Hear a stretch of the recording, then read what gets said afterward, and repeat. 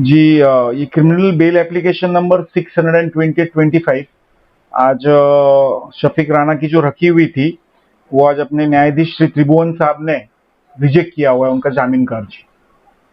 क्यों रिजेक्ट किया? देखिए ये जो जामीन का अर्जी है ये दूसरा जामीन का अर्जी है। इसके अव्वल भी एक जामीन का अर्जी रखा गया था।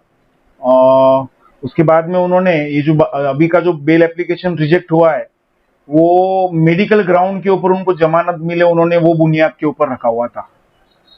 उसके अंदर पुलिस का, सरकारी वकील साहब का, श्री पगारे साहब का और हमारा, ये जब तीनों का बहस हुआ था और कानून की बहुत सारी बातों के ऊपर से एट लेंथ बहस हुआ और फिर अपने जो न्यायाधीश साहब है इन्होंने उनका जामीन का अर्जी रिजेक्ट किया हुआ है।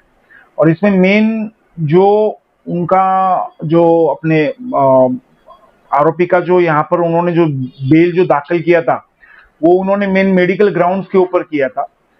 तो इसके अंदर सरकारी वकील साहब पगारे साहब ने वो पॉइंट के ऊपर सारे पुलिस पेपर्स बताए और वो पुलिस पेपर्स के अंदर ये जो अपने आरोपी साहब है ये कोऑपरेशन नहीं दे रहे हैं मेडिकल ट्रीटमेंट के अंदर।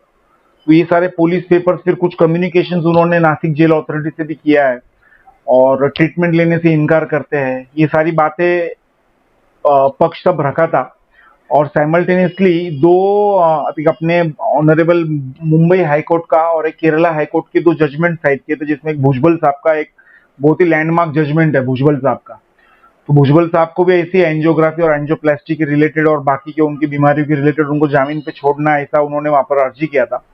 तो वो सारे जजमेंट्स दाखिल किए थे और वो सारे जजमेंट्स कोर्ट ने पढ़ने के बाद में वही सारी बातें उन्होंने ऑर्डर के अंदर बहुत ही डिटेल में एक ऑर्डर किया हुआ है जज साहब ने। और फिर उसके अंदर दिया हुआ है जो ऑर्डर है उसके अंदर दिया हुआ है कि इनकी हालत अच्छी है, स्टेबल है, वायरली स्टेबल है, वो दवाई नहीं लेते हैं, वो कॉपरेशन नहीं दे रहे हैं ट्रीटमेंट लेने के लिए।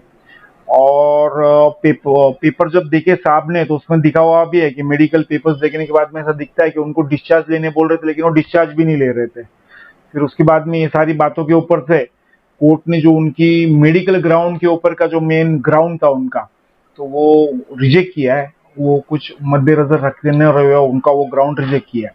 और बाकी की दो बातें डीएनए रिपोर्ट का क्या हुआ? हाँ साहब बोल रहे हो।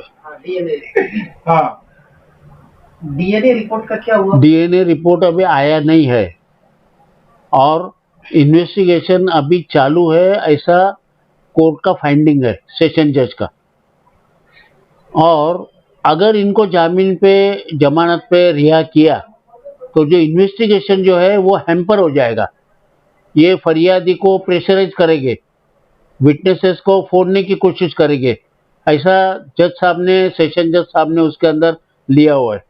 और दूसरी महत्व की कानूनी बात क्या है कि उनका बेल एप्लीकेशन रिजेक्ट हुआ, अभी चार्जशीट दाखिल नहीं हुआ, तो अभी चेंज ही कुछ नहीं है ना। चेंज अगर कोई होगा तो फिर वो कोर्ट उसके ऊपर ये करेगी, गौर करेगी। अभी जब चार्जशीट दाखिल होगा, वो चार्जशीट दाखिल हुए ने पूरी सिचुएशन जो है पूरा ध्यान में आ जाता, क्या है क्या नहीं, पूरा उसके अंदर क्या उन्होंने ये किया है, क्या क्या उसके अंदर रिपोर्ट आया है, सब वो बातें आ जाती। तो ऐसे इसी वक्त फिर के उस चार्जशीट आने के बाद में फिर वो ये रखे तो फिर बात अलग रहती है। उसके पहले ये जो एप्लीकेशन है तो वो प्री मैच्योर है।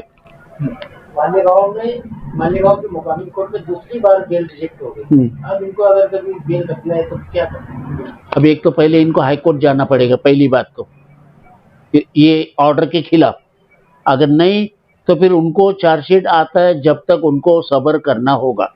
शफीक अहमद मोहम्मद इस्माइल।